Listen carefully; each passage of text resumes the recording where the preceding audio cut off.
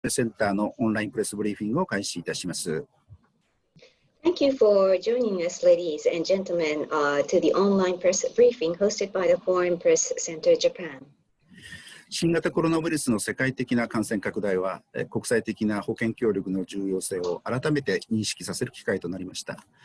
その一方で、この問題をめぐる米中対立や各国の動きは、感染症対応が政治問題化している現実を国際社会に突きつけました。The global spread of COVID-19 has reinforced the importance of international health cooperation. However, the dispute between the US and China over COVID-19, as well as actions by other countries, has also forced the international community to recognize the reality of the politicization of pandemic responses. 世界保健機関 WHO を中心とする保健協力の国際的な枠組みが危機に直面する今、国際社会はどのように保健協力体制を整備していくべきなのでしょうか。また、米中対立が続く中、日本はどのような役割を果たすことができるのでしょうか。With the World Health Organization, WHO, and other frameworks for international health cooperation now at risk, what kind of system should the international community build for health cooperation? And with the US and China continuing to face off with each other, what role should Japan play in this area? 本日はアフターコロナの地政学、国際保健協力の行方と日本の役割というテーマで、東京都立大学法学政治学研究科のTakuma Kayo教授にお話しいただきます。This afternoon we have with us Dr. Kayo Takuma, professor at the Graduate School of Law and Politics of Tokyo Metropolitan University, for the online briefing on the topic of post-COVID-19 geopolitics, Japan's role in the future of international health cooperation. まずはじめに、Takuma先生から逐次通訳の時間を含めて約50分間お話しいただき、残りの40分程度を質疑応答の時間といたします。本日、画面上では日本語版の資料を投影いたします。英語版をご覧になりたい方は、事前にメールでお送りした資料をご覧ください。At the outset, Professor Takuma will speak for approximately 50 minutes, including consecutive translation. And the remaining 40 minutes will be spent for a Q&A session. On the screen, you will see the Japanese version of the document. Those who wish to refer to the English version, please use the one that we have sent you via email. 本日の通訳者は株式会社サイマルインターナショナルの森岡美希代さんです。Today's interpreter is Ms. Morioka Mikio of Simul International. それではTakuma先生、よろしくお願いいたします。I now give the floor to Professor Takuma. 皆さん、こんにちは。東京都立大学のTakuma Kayoと申します。本日はアフターコロナの地政学、国際保健協力の行方と日本の課題というタイトルでお話しさせていただきたいと思います。それでは、画面共有させていただきます。Good afternoon, ladies and gentlemen. Thank you for joining us on the occasion of this briefing. My name is Takuma Kayo of the Tokyo Metropolitan University, and I will be speaking on the topic of post-COVID-19 geopolitics, Japan's role in the future of international health cooperation. I would like to now share these slides with you on the screen. 国際協力事業、保健協力ですとか、食料とか環境とか、環境はあれですけれども、そういう国際協力事業っていうのは、戦後のリベラルな国際秩序の要でもあったわけですね。で、その国際協力事業に今、アメリカが背を向けている、このコロナの最中にあってアメリカが背を向けているという非常に厳しい現状です。International cooperation projects in such areas as health, food, as well as the environment had been so far the pivot and nucleus of a liberal global order. However, recently, the United States has begun to distance itself from such international cooperation projects and have begun to deny such projects. So how will the future unfold? 本日のお話では、保健協力の現状、保健協力をめぐる国際関係の現状というものを分析し、いかにコロナを収束に導くか、そしていかに次なるパンデミックに備えるかという、そういう課題について、あと日本がどういう役割を果たしていくのかということに関しても考えていきたいと思います。In today's briefing, I would like to present to you an analysis of the current situation with regards to international cooperation in the area of health, how the COVID-19 pandemic can be settled, how we ought to prepare ourselves for the next pandemic, and what Japan should do and what role Japan ought to play in this context. まず現状分析をしてみたいと思います。First of all, let me set the backdrop and give you an analysis of the current status quo.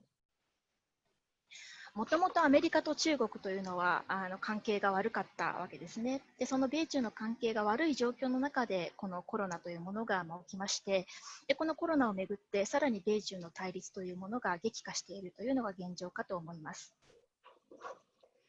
Now, even before the outbreak of COVID-19, the relationship between China and United States had not been so favorable, and triggered by the pandemic caused by COVID-19, the exacerbation of the Sino-US relationship is accelerating.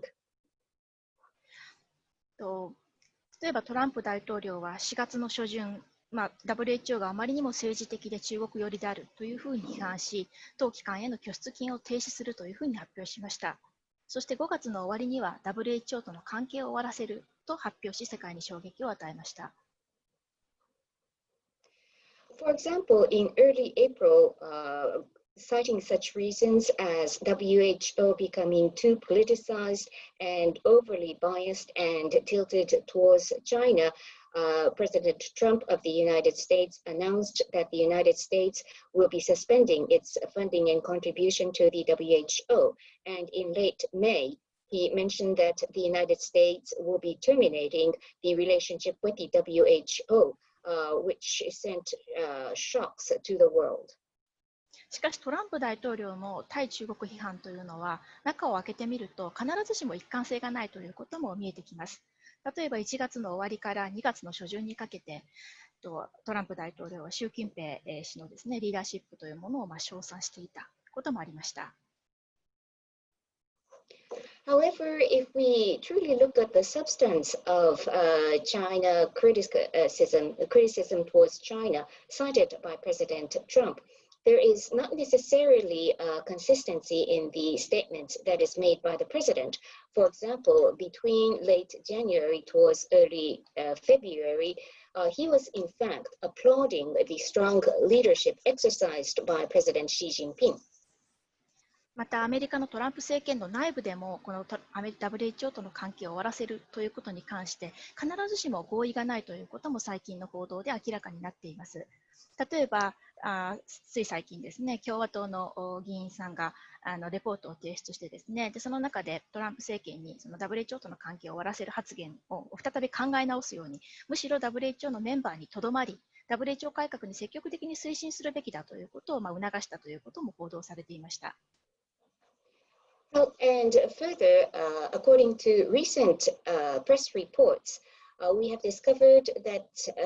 a consensus has not necessarily been built within the Trump administration with regards to the ending of its relationship with the WHO. And for example, Republican congressman submitted a report suggesting that President Trump and the Trump administration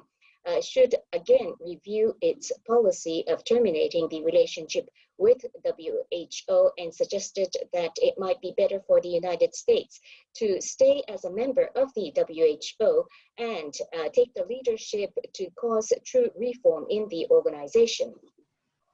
またイギリス、フランス、ドイツ、イタリアはですね、現在アメリカと水面下で WHO 改革について話し合いを行っているというそういう報道もあります。ですので、トランプさんの WHO との関係を終わらせるという発言は、どこまで現実味を帯びているのかということは注視する必要があるかと思います。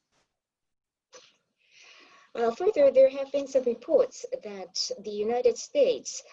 in the backstage is conducting various discussions with such countries as the United Kingdom, France, Germany, and Italy on what reform can be caused within the WHO. So I think we need to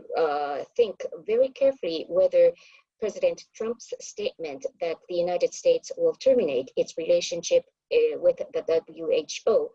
is realistic or not. そのためトランプ政権の WHO 批判というのは、やはりその政治的に対立する中国への批判の意図、そして世論によるトランプ政権のコロナ対応への批判、この2つをかわす狙いというものが含まれていると思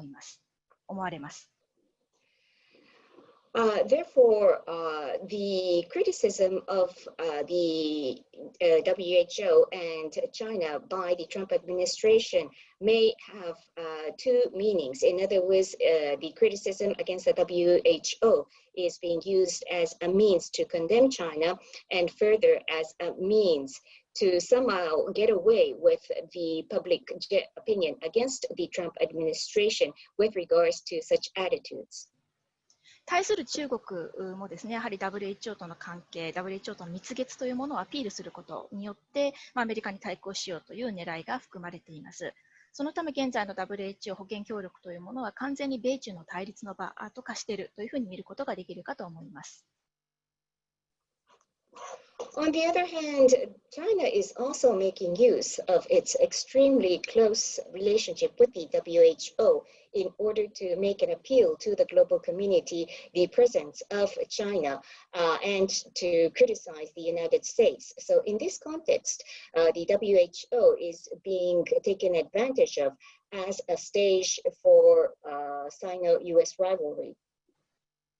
とは言いましても、やはりトランプ氏が大統領に就任して以降、WHO に対する予算というものは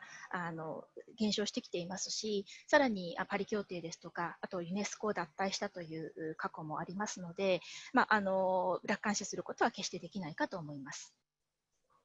At the same time, however, it is also a fact that the budget earmarked for contributions to the WHO since the appointment of President Trump by the United States has been declining, and there is the track record of the United States withdrawing from the Paris Agreement as well as UNESCO, and therefore we cannot be completely optimistic either.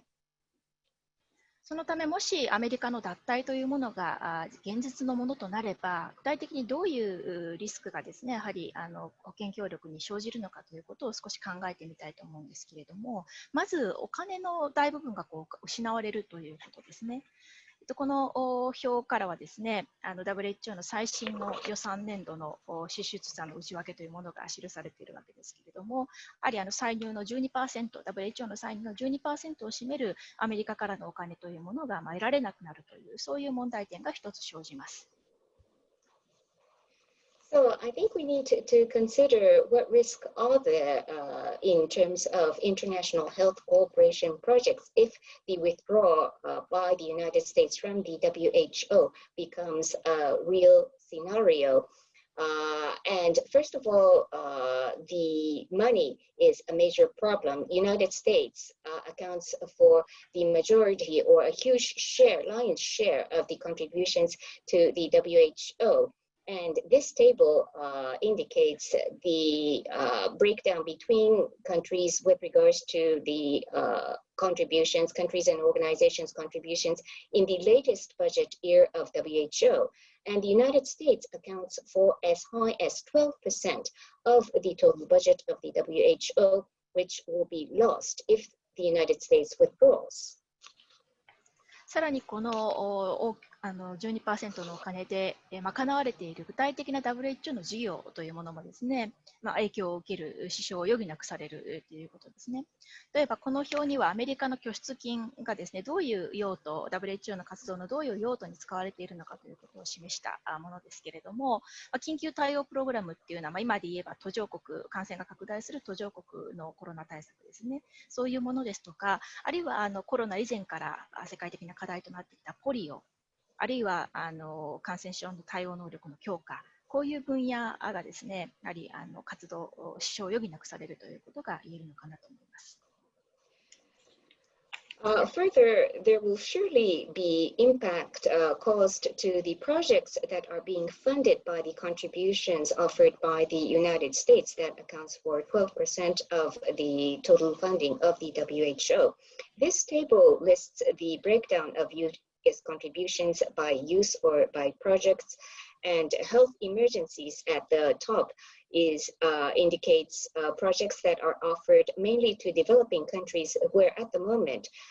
infection by COVID-19 is actually spreading. Polio eradication had been in existence far before the outbreak of COVID-19, and other important projects include, for example, strengthening the capacity to respond to infectious diseases. さらに職員の問題もあります。これは WHO の約8000人の WHO 職員の出身国を示したものですけれども、アメリカはその中の 3.6% ということで、トップ5には入りませんけれども、それでもかなり多くの優秀なアメリカ人職員というものを WHO に派遣しているということで、この人たちの処遇をどうするのかという、そういう現実的な課題も起きてくるわけです。Further, there would be impact to the human resources perspective of the WHO. WHO approximately has 8,000 staff, and this table gives the breakdown by nationality. The United States accounts for 3.6% and is not within the top 5 ranking countries. However, the United States has been offering the international organization highly qualified personnel. So what would become of the treatment of these American staff of the WHO if the country withdraws? そして最後にですね、WHO には6つの地域局があるわけですけれども、その中で1902年にアメリカが設立して、非常に高い自立性を保ってきたアメリカ地域局を救う責任をどうするのかという、そういう課題も生じます。Further, there are 6 regional offices within the WHO, and the U.S. office, or the office for the Americas region, was established in 1902 and since has been maintaining high level of independence. So one challenge would be what would become of the regional office. このアメリカ地域局はWHO 本体よりもアメリカの資金により多く負担しているということもあって、かつ最近中南米、ブラジルをはじめとする中南米で感染者が爆発的に増えているということもあってですね、アメリカ地域局としては、アメリカの継続的なコミットメントというものが死活問題だということを言っておりまして、なのでこのアメリカがもし脱退することになれば、やはりその地域の局面でも大きな問題が生じることになるかと思います。In fact, the United States contribution to WHO's regional office for the Americas accounts for a higher proportion than the American contribution to the WHO as a whole. Further, we are seeing explosive increase of infection in Latin America and the Caribbean, including such countries as Brazil. And the WHO has indicated the continuous commitment of the regional office for the Americas would be the biggest key in settling COVID-19. So we must think about the impact that the possible US withdrawal from the WHO may cause, not just to the United States, but to the whole region. ここでそもそもアメリカがどういうふうにグローバルヘルスと関わってきたのかということをちょっと振り返っておきたいと思います。戦後のグローバルヘルスというのは、アメリカの資金と、そしてリソース、そして時に強力なリーダーシップによって支えられてきました。At this juncture, let us review how the United States had so far been engaged in global health. In fact, the global health scene in a post-war world had been driven mainly by the contributions by the United States in terms of resources, financial resources, as well as leadership. そもそも WHO の設立を主導したのはアメリカだったわけですね。で、アメリカは国際連盟には加盟しなかったわけですけれども、戦前の国際連盟には加盟しなかったわけですけれども、非公式な形で国際連盟の保健協力に関与していました。で、戦時中も国際連盟保健機関と協力しながら、連合国陣営の感染症対応に当たったという経験もありました。In fact, it was the United States that had actually exercised the leadership for the establishment of the WHO.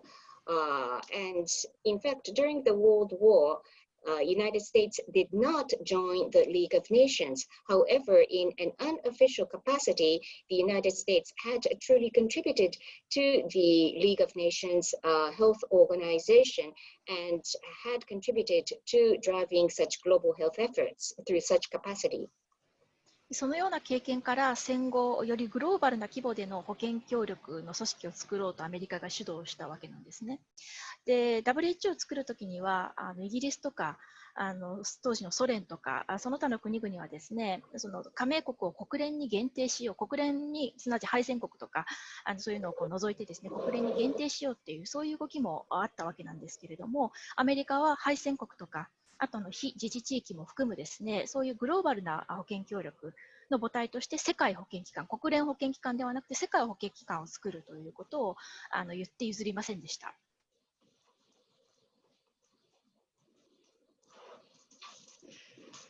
And from such experience, it was the United States who first advocated in post-war period that there needs to be a health organization established at the global level, at the global scale. And that had led to the establishment of the WHO. But initially, when discussions began with regards to the establishment of such international organizations, countries such as the United Kingdom or USSR tried to limit the membership to these organizations and to exclude those who had lost World War II. However, it was in fact the United States that had advocated that all countries around the world, including those who were defeated in World War II, be included in the World Health Organization to be established, and the United States never gave in from such position. 戦時中の1943年にはアメリカが主導してですね、国連食糧農業機関 FAO を設立するための会議というものも主導しています。で、グローバルなレベルでの保健協力の母体として WHO を作ったことも、そして FAO の設立を導いたこともですね、やはり根底には食料とか保健とかそういう機能的な事業というもの、機能的な協力というものを積み重ねていくっていうことがですね、より高度な例えば安全保障とか、そういうよりその合意がしにくい分野への協力につなげられるのではないかというそういう期待が当時のアメリカにはあったということが明らかになっています。For example, during World War II in 1943, it was the United States who had organized a meeting to discuss the possible establishment of what would become of the FAO in the future for an international organization in the area of food and agriculture. So it was the United States who took the lead in establishing the global level organization WHO and who took the effort to lead to the establishment of the FAO as well, because United States hoped that by cooperating in such functional areas such as food or health and building up small pieces of cooperation in such areas, it would lead to higher probability of settling more difficult and challenging large issues in the areas of, for example, security. その意味でやはり国際協力事業というのは冒頭でも申しました通り、やはり戦後のリベラルな国際秩序の非常に重要な一部であったと言えるかと思います。で、実際その後に展開された各種事業、各種保健協力というのもですね、アメリカの関与がなければ成り立たなかったと言えます。例えば WHO 最大の功績として名を馳せる天然痘根絶に関してもですね、アメリカがベトナム戦争で失墜した国際的信頼を回復しようという、そういう意図で1960年代半ばに参加を表明したわけなんですけれども、それ以降、本格化したわけですね。アメリカの資金、人員、そしてワクチンというものを活用しながら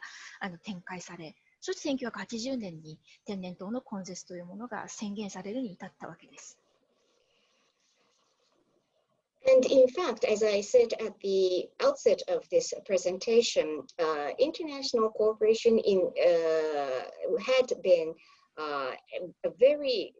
important element in the establishment of the post-war liberal global order. And in this context, health was very important, and these health-related international cooperation projects would not have been possible if it had not been for the contributions made by the United States. To give you some examples,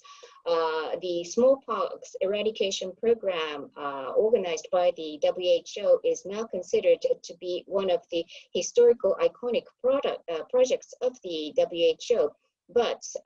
this was largely contributed by the United States, who had in the mid-1960s wished to regain confidence from the global community after it had lost its confidence due to the Vietnam War. And it was after the United States declared its participation in this WHO smallpox eradication program in the mid-1960s that this program became full-fledged. And eventually, with the development of this program in 1980, eradication of smallpox was declared. その他の課題、例えばエイズに関してもですね、エイズとかマラリア、そして結核といったその他のグローバルヘルス上の課題に関しても、例えばグローバルファンドの設立ですとか、あとグローバルファンドに関しては設立後最大の出資国でもあり続けたわけですね。さらにブッシュ大統領、子どもの方のジョージ・ W. ブッシュ大統領の下で米国大統領エイズ救済緊急計画 PEPFAR というものを設立するなど、感染症対策のさまざまな資金調達枠組みの設立も牽引してきました。And the United States had been very active in other areas such as HIV, malaria, as well as tuberculosis, which were all very complicated and major challenges in the context of global health. For example, global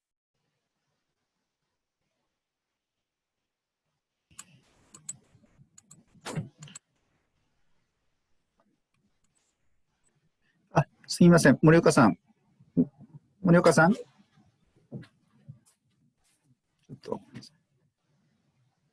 今ちょっと音声が少し、消えてしまったので、ちょっとお待ちください。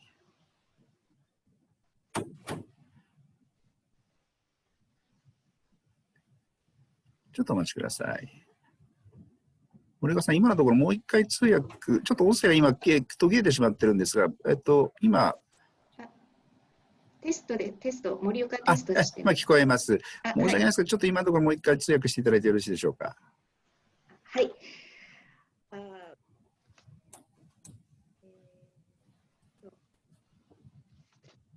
And in the areas of various global health challenges, including HIV, malaria, and tuberculosis, the United States has been exercising leadership. For example, the Global Fund was established under the leadership of the United States, and the U.S. has so far continued to be the biggest contributor in terms of financing to the Global Fund. And George W. Bush established PEPFAR under its administration to tackle infectious diseases. さらに2000年の国連安全保障理事会では、エイズに関する初の安保理決議採択に導くなど、そういう側面でもリーダーシップを発揮してきました。総じてアメリカのグローバルヘルスにおける影響力っていうのは、その圧倒的な資金力に加え、その優れた医薬品、そして人員をはじめとするさまざまなリソースの提供、そして製薬会社ですとか、アメリカの財団ですとか、そういうアメリカ政府に限られない多様なアメリカのアクターの関与さらに他国からの信頼を伴ったリーダーシップなど、そういうものが多面的にですね、やはりアメリカのグローバルヘルスにおける技術というものを形作ってきたというふうに言えるかと思います。In the year 2000, for the first time in the history, the United Nations Security Council adopted a resolution on HIV/AIDS. So the United States was a major supporter of the adoption of this resolution and has been a great contributor to tackling such global health challenges, both from the capital contribution perspective and from the perspective of medical supplies and medical equipment, as well as human resources. Further, through its strong relationship with pharmaceutical companies, as well as with other non-government actors within the United States, and backed by the confidence that other countries had granted to the United States, the US was able to exercise leadership in the area of global health. 続くセクションでは、グローバル化時代の感染症の特徴を確認した上で、今回その対応側にどういう問題点があったのかということもちょっと確認していきたいと思います。In the following section, I would like to first of all confirm the characteristics of the infectious disease outbreak in a globalized world and what shortfalls or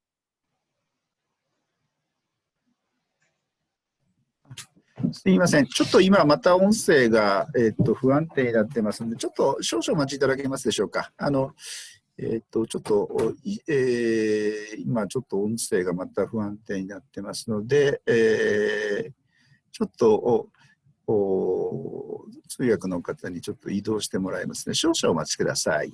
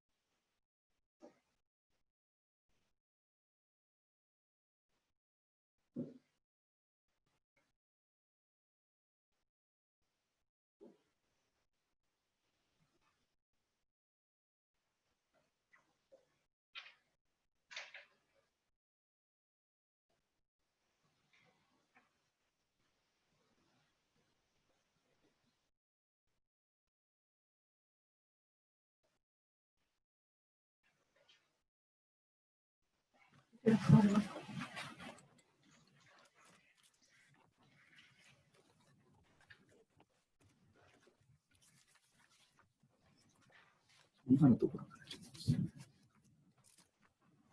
2000年のからですか。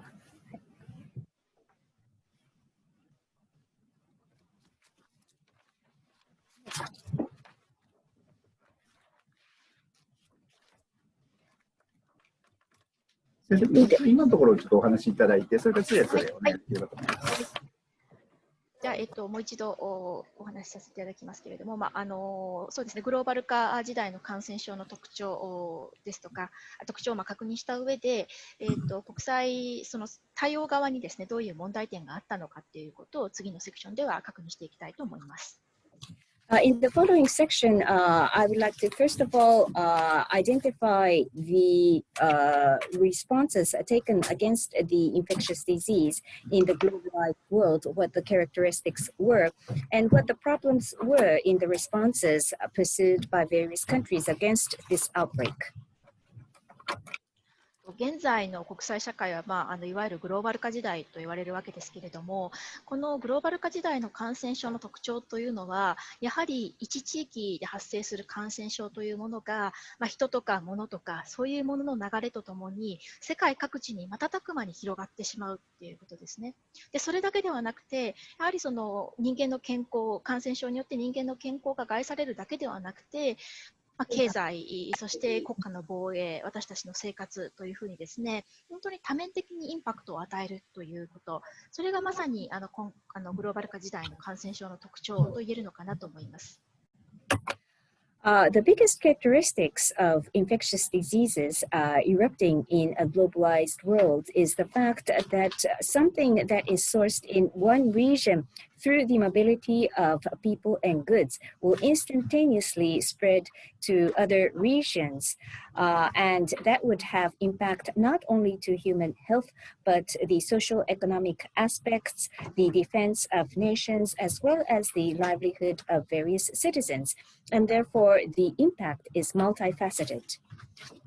そのため各国の保健省だけではなくて、やはり外務省なり、そしてそれぞれ各国の首脳がやっぱり直接対応に当たってですね、結果的に感染症対応というものが非常に政治的なものになるという、そういう特徴も生み出しているかなと思います。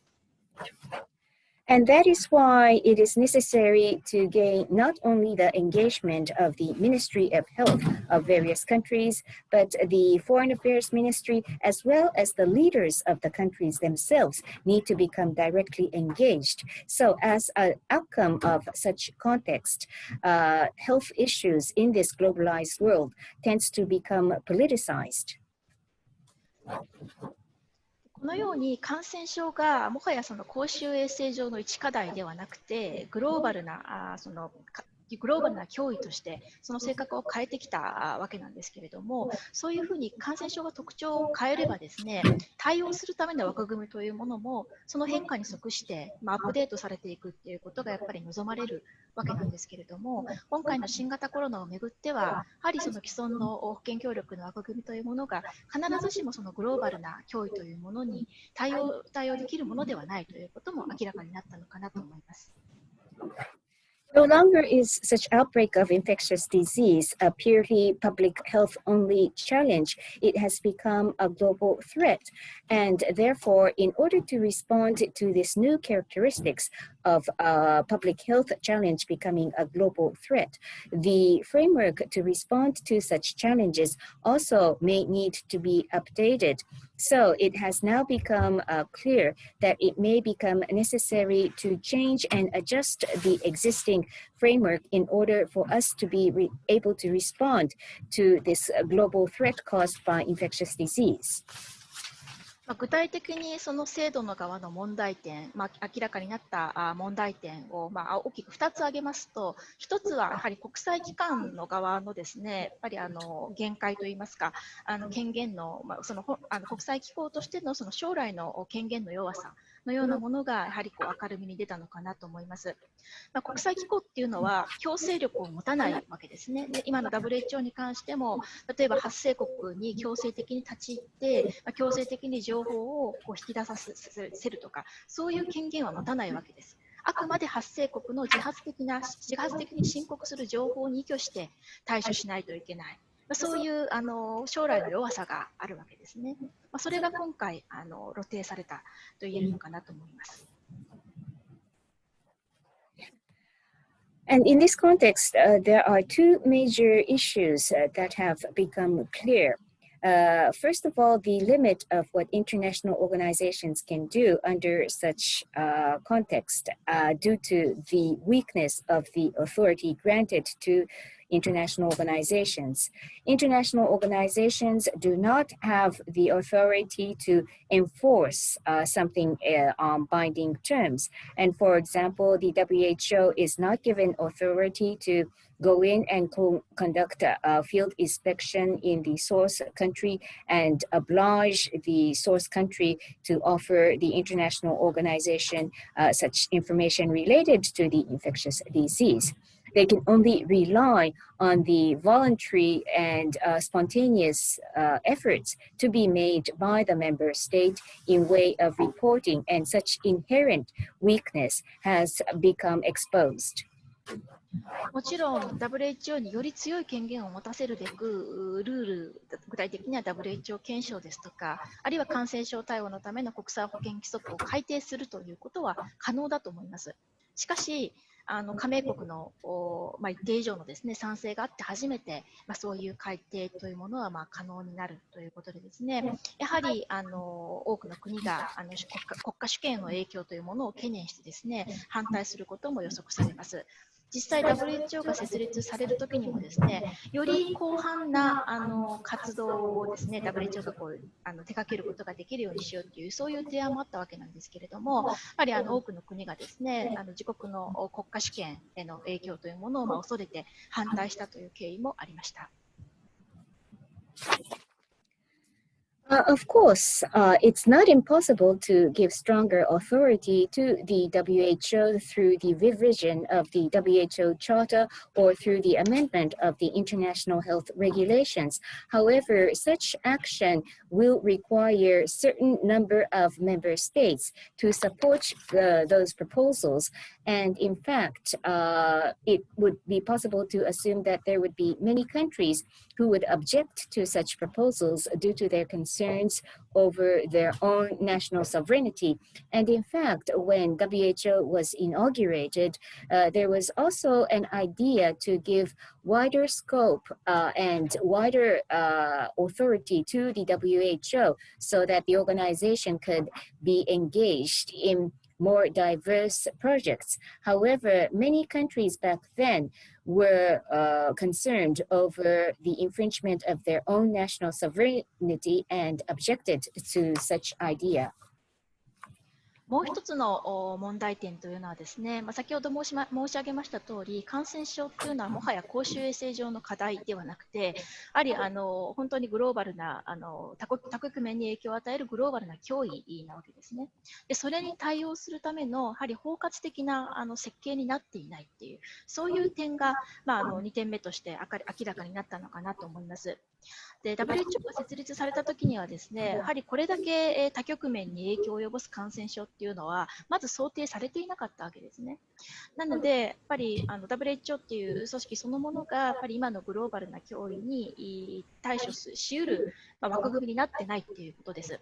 で、この限界っていうのはすでにいろんなところで明らかになってきました。例えばエイズに関してもですね、やっぱり WHO だけでは対処できないということで UNAIDS 国連合同エイズ計画というものが新たに設立されてですね、世界銀行とかグローバルファンドとかいろんなアクターとの協調のもと対応するというそういう体制が現実的に確立されてきました。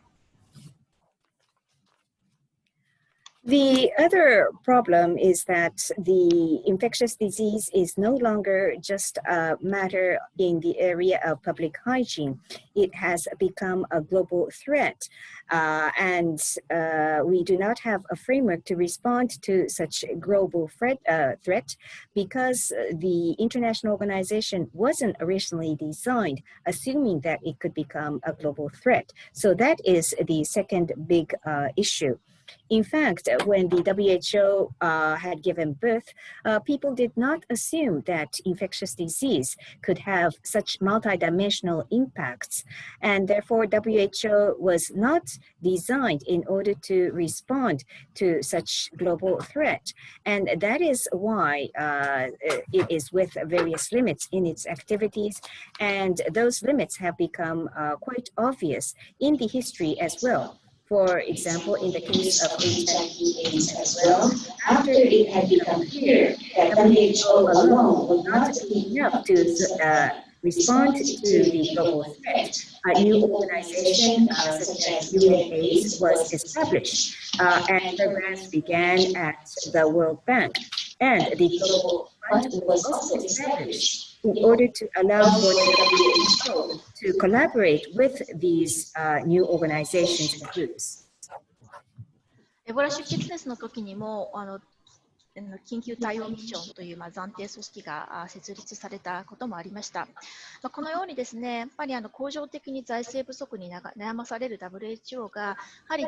単独でこの大規模でグローバルなレベルのですね感染症というものに立ち向かうにはなかなか重にすぎるというのが現状なのかなと思います。WHO という基軸を残しつつも世界規模の危機に立ち向かうための多様なアクターとの連携体制の確立というものが急務であるということが今回明らかになったかなと思います。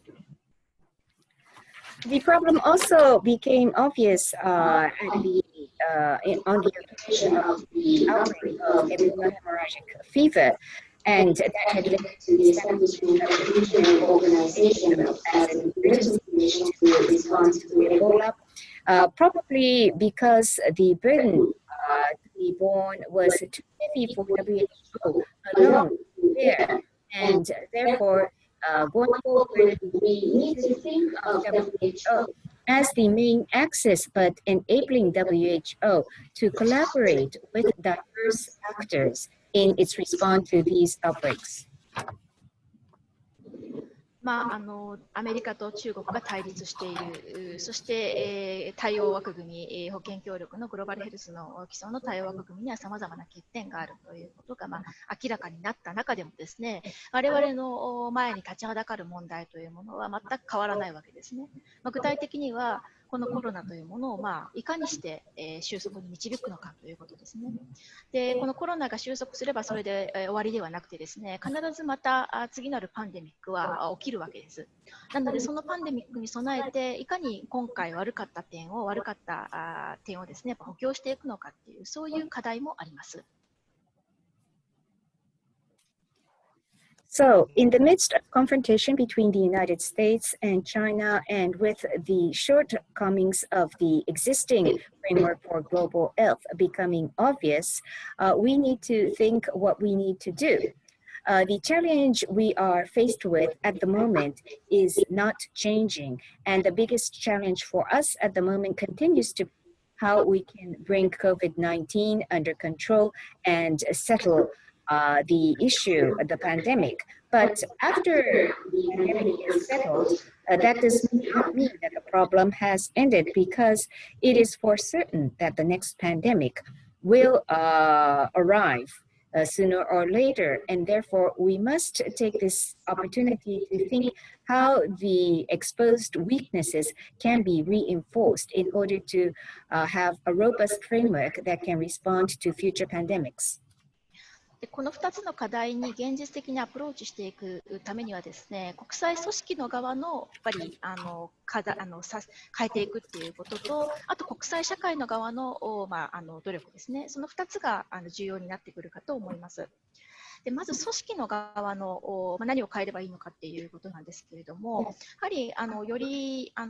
定的な体制を確立していくっていうことですね。現在では先ほどお見せした通り、アメリカですとかゲイツ財団ですとか、そういう特定のアクターに多くの資金を依拠している状況なわけですけれども、それをより安定的な、やっぱりその国際動向に左右されないような、より安定的な資金を獲得するようなメカニズムというものを作るということも一つの組織側の課題としては挙げられるかなと思います。And in this context, I think there are two challenges that we need to seriously take into consideration. One is how to make more robust and solid international organizations, and second, how to change the international global community.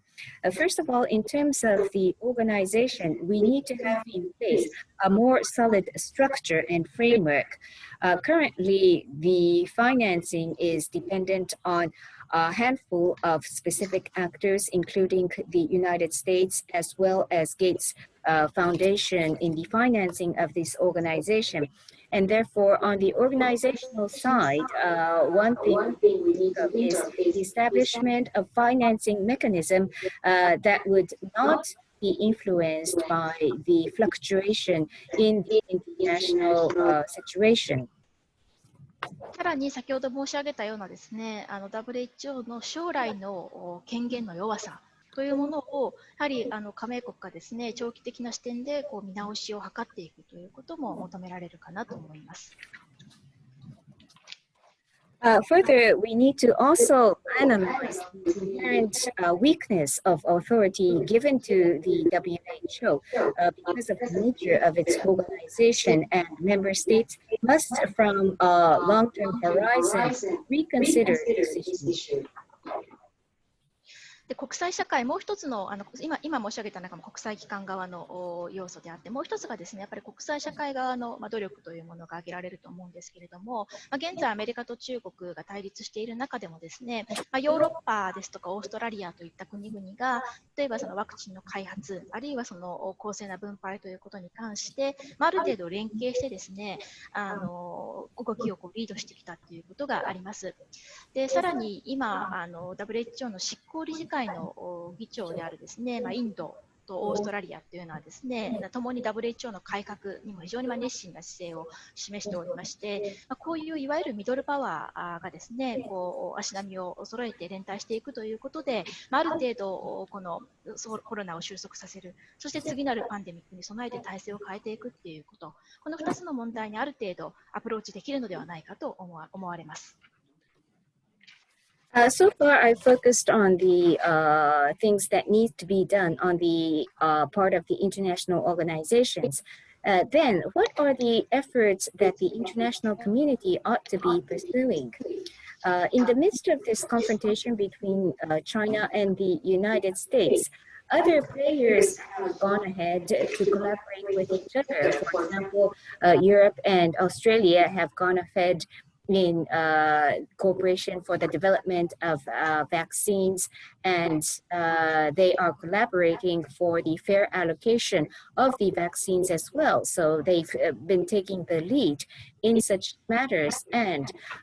countries like India and Australia that currently serve as the leaders of the executive board of the WHO have been quite active as middle powers, and therefore I suggest that these middle powers align their positions and strike stronger solidarity and bring COVID-19 to a resolution and change the organization to be better prepared for the next upcoming pandemic. 最後のスライドですけれども、最後に日本にどういう役割が期待されるのかということをお話しして報告を終わりたいと思います。で日本はですね、アメリカの同盟国で、そのアメリカと中国が対立するということで、非常に難しい立ち位置にいるかと思うんですけれども、現状としては、今までしてきた通り、ヨーロッパとかオセアニアとかですね、そういう国々との連帯しながらですね、WHO を支えていくということが、現実的な方向性としてはあり得るかなと思います。And this will be the last slide, and it is with regard to the role that Japan is expected to play in this context. Japan is, of course, an ally of the United States, and is in a quite difficult position within the rivalry between Japan and China. But it would be possible for Japan to collaborate with Europe as well as with Oceanian countries, as she has been doing so far, in order to support the WHO. 冒頭でも申し上げました通り、国際協力っていうのはもちろんその保健とか食料とか個々の課題ももちろん重要なわけですけれども、協力するということがですね、やはり戦後のリベラルな国際秩序、多国間協力ですとか、あと法の支配といったそういうことに根ざしたですね、リベラルな国際秩序のやっぱり基盤だったわけですね。でそれを維持していくっていう意味でも、やっぱりミドルパワー、その他のミドルパワーと連帯していくっていうことが、アメリカが協力に背を向ける中でもですね、リベラルな秩序というものを維持していく上で非常に重要になってくるかと思います。Now, as I said at the outset, although international cooperation in specific areas such as health or food are important in itself, however, the action of conducting cooperation had been extremely important in building the foundation of the post-war global liberal order that is rooted upon multilateralism and the rule of law. And therefore, it would be most important for Japan to strike collaboration with such middle powers as the United States turns its back against international cooperation. そしてとりわけ次なるパンデミックに備えるっていうそういう課題に関してはですね、感染症にだけ注力していてもやはりダメなわけですね。感染症っていうのは例えば環境の悪化というものが新興感染症というものを生み出したようにですね、環境とも深い関わりにありますし、あと感染症を放置すればですね、テロや紛争といったた、国際安全保障上の課題とも密接な関係が出てくるわけです。でそういうふうにですね、やっぱり次なる感染症に、次なるパンデミックに備えるっていう、そのためにはですね、もちろん感染症そのものに対するアプローチっていうのも必要ですけれども、それ以外の環境ですとか国際安全保障とかですね、そういう多局面のものに継続的にアプローチしていく、他国と連帯しながら継続的にアプローチしていくということが必要になってくるかと思います。In order for us to be prepared for the next pandemic,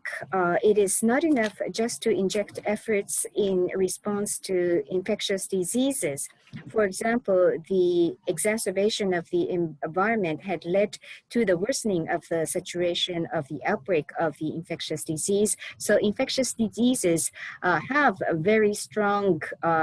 influence or relationship with the environment, and further, infectious disease may induce terrorism or conflict amongst countries that are very important in the international security context. So, as we prepare ourselves for the next pandemic, whilst it is very important to focus on the infectious disease itself as well, we also need to keep our eyes on various multidimensional influence that such infectious disease could cause in such areas as the environment and international security, and to collaborate in solidarity with other nations to be well prepared in all those aspects. ですので、やはり日本はそういう多局面な側面に他国と連帯をしながらですね、継続的にコミットしていくということがやはり重要になってくる、求められる一つの役割になっていると思います。さらに公衆衛生という、限定的な分野においてもですね、日本はコロナ以前から世界で稀に見る国民皆保険を達成した国としてですね、各国の医療保険をですね、整備するっていうことを支援してきたりとか、あるいはさまざまな衛生インフラですね、そういうものを整備するということの支援も行ってきました。こういう継続、こういう関与もですね、やはり今後継続していく、より積極的に継続していくということが次なるパンデミックに備える上でも重要になってくるかと思います。So Japan should work together with other countries and make strong commitments to tackle the multidimensional influences that infectious disease may cause. Further, when we look at the area of public health, even before Corona, Japan was one of the very few countries that had in place a universal health coverage system. And therefore, by tapping on such experience, Japan had historically been providing assistance to various countries as they develop their own health insurance system, and those countries as they develop the health and hygiene infrastructure. Such assistance must be continued, and Japan must become even more proactive in providing such support to other countries. 以上です。どうもありがとうございました。That concludes my initial remarks. Thank you very much for your kind attention. 高間先生、どうもありがとうございます。途中、音声がですね、乱れてしまいまして、大変失礼いたしました。今、通訳の方の、今、いましたら、質問に移りたいと思いますので、少々お待ちください。Thank you very much, Professor Takuma, and we apologize to the participants for the technical problem that we had faced during the briefing. And after preparations are ready on our side, we would like to begin the Q&A. ちょっとお待ちいただいて、森岡さんのパソコンのミュートを解除していただいて、それから、映像もですね、ビデオもオンしていただいて。はい。はい、それでは失礼しました。それでは質疑応答に移ります。質問は外国メディアの方からお受けいたします。質問がある方は画面の手を挙げるのボタンを押してください。私が指名した方のマイクのミュートを解除しますので、解除を確認した上で、お名前とご所属を述べてから質問してください。1人1問でお願いいたします。通信状態によっては質問の音声が途切れることがありますので、質問は簡潔にゆっくりお話しください。司会者が音声を確認できない場合は次の方を指名しますのでご了承ください。We now proceed to the Q&A session. Questions will be accepted, first of all, from the members of the foreign press. If you have a question, please click the raise hand button to raise your hand. The moderator will unmute the person selected to ask a question. So please click the confirmation prompt, mention your name and affiliation, and then proceed to your question. Please speak slowly and clearly, and do not ask more than one question per participant. If the question cannot be heard due to connection or other issues, the moderator will move on to the next person for the next question. So we would like to solicit your kind understanding.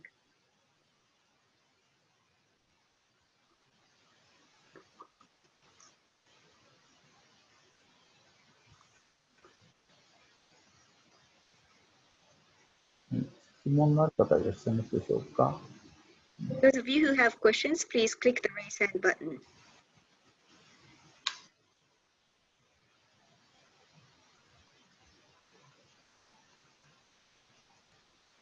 それではですね、ちょっと質問がある前に、事前にですね、いただいた質問がありますので、こちらの方からちょっとお伺いしたいと思います。まず、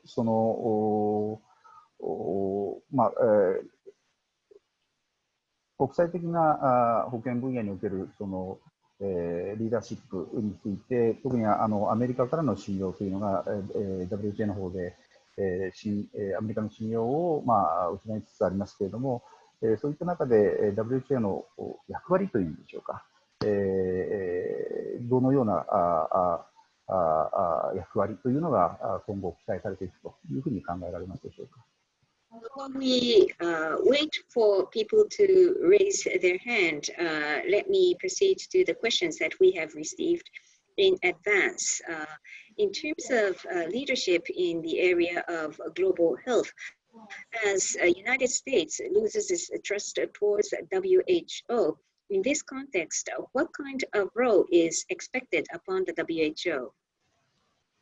そうですね、アメリカの信頼を失ったっていうところですけれども、そもそも失ったのかっていうことも多分しっかり検証されないといけないと思うんですね。つい先日も昨日でしたかね、アメリカのトランプ政権の感染症対応のファウチ氏がトランプさんはアメリカとの関係を終わらせるということを言ったけれども、アメリカの専門家のレベルではやっぱり日々WHO と協力しながらやっぱり対処しているということを言っていて、必ずしもトランプさんの発言とか言動というものがアメリカの相違ではない、WHO に対する相違というか総合的な見方ではないということにもやっぱり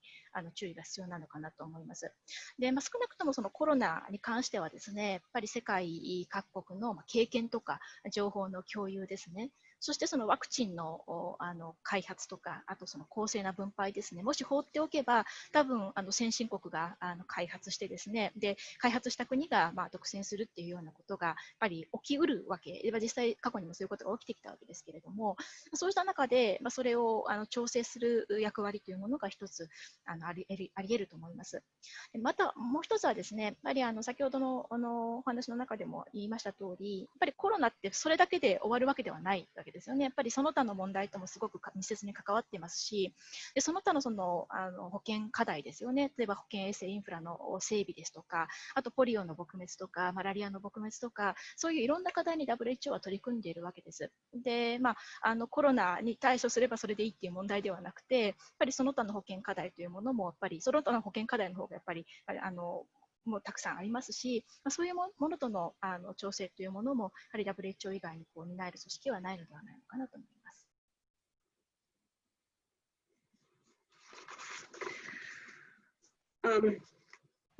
We need to really check whether the WHO has lost trust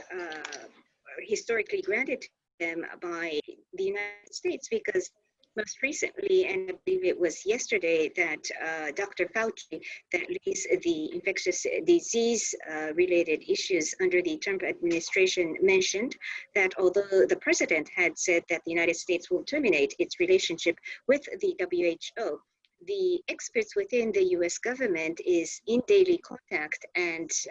in cooperation with the WHO. And therefore, we need to verify whether the statements being made by the President Trump represents the consensus within the US government. Further, there has to be more sharing of information and sharing of experiences between various countries around the world over COVID-19. And that has to be done in the context of development of vaccines as well. Fair allocation of whatever vaccine is developed is of great importance. In the past, there had been incidences of developed nations developing the vaccine and then ended up monopolizing and gaining exclusive use of vaccines, which cannot happen. And therefore, it is only the WHO that can serve as the coordinator to ensure the development of vaccines and its fair allocation. Further, as I said at the outset in my initial remarks, COVID-19 is not just an infectious disease impact, but is causing influences on multidimensional basis. And further, WHO is engaged in not just COVID-19 project, but in other projects as well, such as building up the health infrastructures or eradication of polio and malaria. And therefore, just injecting efforts in COVID-19 is not enough in order to ensure global health. Other challenges as such are of great importance as well. And it is only an organization such as the WHO that can do the necessary coordination between those projects and ensure continuance of those projects. はい、それではですね、プレビューニュースの、シロさん、質問をお願いします。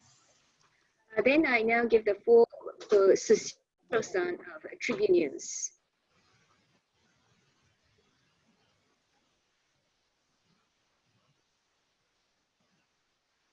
聞こえますか？はい、聞こえます。先生、英語で質問しますので、この、sorry, so about the WHO, it is possible,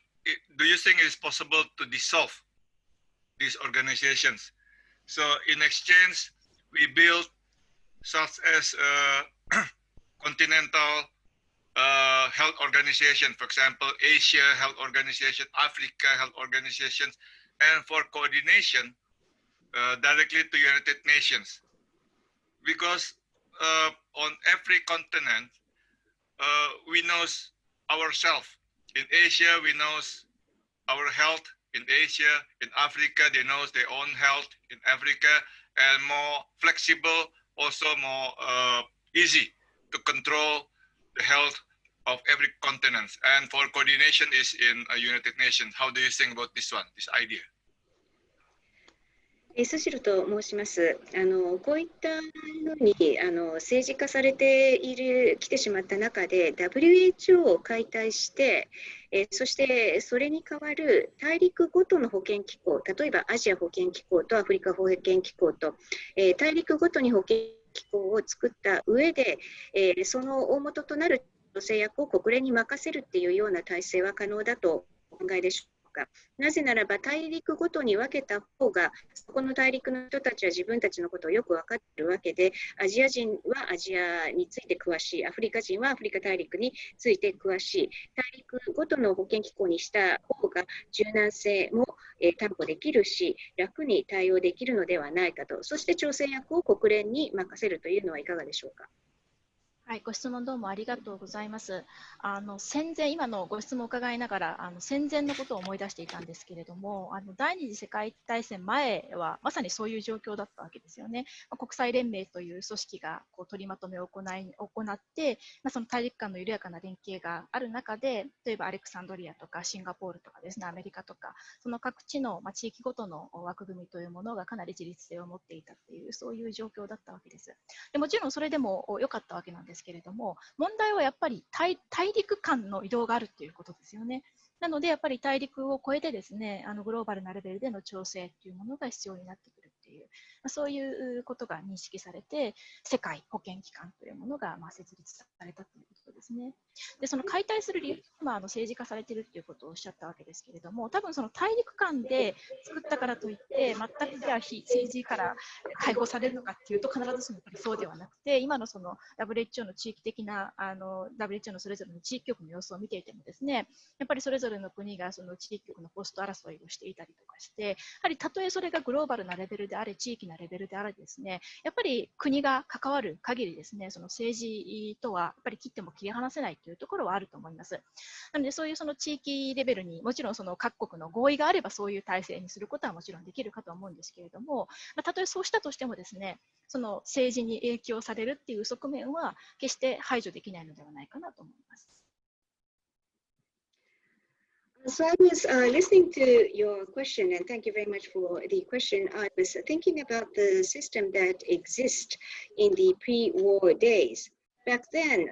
there was the League of Nations, and then underneath the League of Nations that served as the coordinator, there were continental organizations, for example, in Alexandria, Singapore, or the United States. And in between, there had been a very loose contact or collaboration, but there was a quite high level of independence granted to those regional organizations. That was fine until intercontinental mobility became more active. Then people began to realize that there has to be coordination being done on the health front at the global level, and that had led to the birth of the World Health Organization. And in your question, you implied that politicization can become one reason to advocate or propose the dissolution of the WHO. But just because continental organizations are established does not mean that such continental organizations would become free from politicization, because already within the regional offices under the WHO, there is competition between countries of those regions over various posts within the regional offices. And just because it becomes a continental office does not mean that the organization will be relieved from politicization. And as long as it is countries and states that continue to be engaged, there will constantly be such competition. So just because an continental organization is set up does not mean that there will not be any politicization. はい、それでは次に、ストレートタイムズのシム・ウォルターさん、お願いします。ごめん、する。ストレートタイムズの、Mr. Sim Walter of the Straits Times. はい、聞こえますか？はい、聞こえます。Right. Thank you so much for your presentation, Dr. Takuma. I'm just very curious about the 2 points you raised about the role expected of Japan earlier. It sounds like what Japan has to some extent already been doing. So in this regard, could you elaborate on how satisfied are you? Talk about the areas that Japan can do even more correct. 声が途切れてしまったので、もう一回、質問していただけますか。Mr. Walter, we were cut off. Can you repeat the question once again, please? Sure. Thanks so much for the presentation, Dr. Takuma. Earlier on, you raised 2 points about the role that is expected of Japan. And this sounds like what Japan has, to some extent, already been doing. So in this regard, could you elaborate on how satisfied are you with what Japan has done so far and talk about the areas that Japan needs to do more proactively? タクマ先生、本当にプレゼンテーションどうもありがとうございました。プレゼンテーションの中で日本に期待される役割として2点挙げられたこと、これについての質問なんですけれども、もうお話を拝聴している限り、すでにかなり日本としては今までもやってきていることではないかという印象を受けました。ですので、今までの日本の実績に対して、タクマ先生としてはどの程度満足されているかということと、あと、もっと日本がこれから積極的に力を入れなくてはならない分野はどういうところだとお考えでしょうか。はい、どうもありがとうございます。かなり日本はですね、やはり人間の安全保障っていうのを外交の主軸に位置づけて、保健ですとかそういう分野にすごく今まで注力してきたんですね。なので、かなりのこと今までもコロナより前もやってきたと思うんですけれども、やはり現状を見ていて思うのは、そうですね、やっぱり他国と連帯しながら、よりその WHO という基軸を補強するような支援というものがもっと求められるのかなと思います。例えば、先ほど申し上げたユニバーサルヘルスカバレッジなんかもすごく以前からやってきていたわけですね。で、その拠点としてWHO 神戸センターっていうものも作ってるんですね。でもなかなかそれをうまく活用するっていうところにまで行ってないところもあって、WHO を中心とする枠組みをより強化していく、今回の、悪かった点というものを反省しながらですね、より強化していくという、そういう方向性にもっと積極的に舵を切っていくということがやはり必要になってくるかなと思います。で、特にどういう分野っていうのは本当に先ほど申し上げた通りで、医療保険の整備ですとか、あるいはその基本的な衛生インフラとかですね、そういう部分が多分日本の得意分野でもあると思うんですね。で、できないことはそれは触れませんので、やっぱり得意な分野というものを生かしながらですね、次のパンデミックに備えるということをやっていくということが求められるかなと思います。Thank you very much. Yes, Japan has been quite active in such areas as health as a major pivotal element in diplomacy, which is based on human security, even before COVID-19. And the question is what Japan needs to do more at the moment. I believe it is solidifying its collaboration with other countries and being engaged in initiatives that would lead to the reinforcement of the WHO, which will continue to be the main axis in the area of global health. Now, Japan has already been offering various support in the area of universal health coverage, as mentioned in my presentation. And in order to spread UHC, the WHO Kobe Center was established as a basis under such purpose. But it has not developed to the extent that it is contributing to the spread of the UHC yet, and therefore Japan ought to do more in order to take advantage of the WHO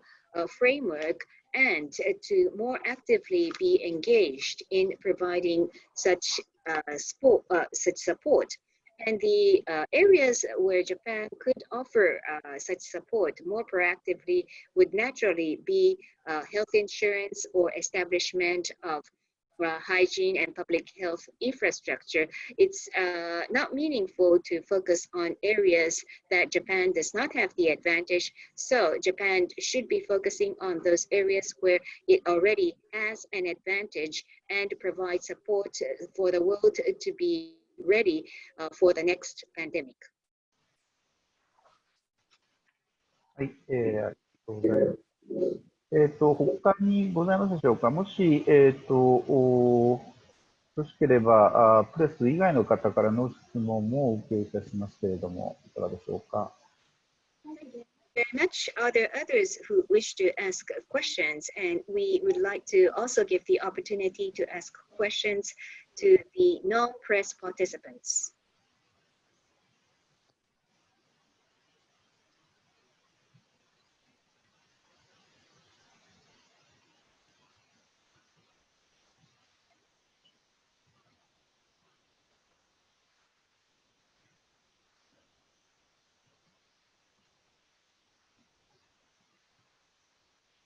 はい、質問がございますか？特にないようであれば、これで、終わりたいと思いますが、いかがでしょうか。Are there any other questions? If there are no further questions, we will conclude the online briefing. はい、それではですね、本日は高間先生、お忙しいところどうもありがとうございました。Then, again, Professor Takuma, thank you for being with us despite your very busy schedule. 途中、一部音声が乱れてですね、大変失礼いたしました。本当にどうもありがとうございます。We again apologize for the audio technical problem that we had faced during the briefing. はい、それではこれで終わります。ありがとうございました。This is the end of the online briefing. Thank you.